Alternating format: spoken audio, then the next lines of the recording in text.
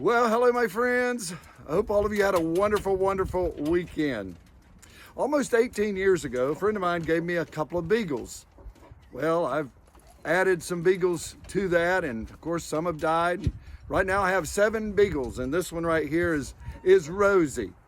But I love my beagles. I like to go out and chase rabbits with them. But when I first got them, I told a friend of mine that I got some beagles, and they immediately said, "Oh," in other words, they're going to do a lot of barking. Well, I didn't really understand that at the time, but through the years, I have found out that beagles love to bark. Well, part of it is their nature. They just love to bark, chasing things. But I have learned their bark.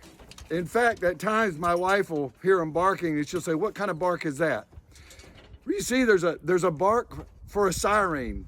I mean, when they hear a siren, then they hear high-pitched voices when we can't hear them, but they all begin to howl. And I say, well, that's a siren bark. They hear something, even though we don't hear it.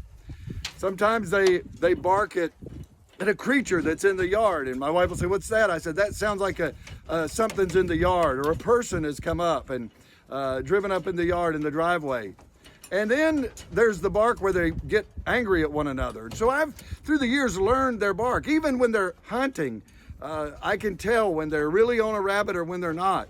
When one's just barking here and there, but then when they're bark real fast, then I know they're on a rabbit. You see, I've learned their bark, and I know the motive behind that bark. And I think about motives. I think about words that we say or deeds that we do.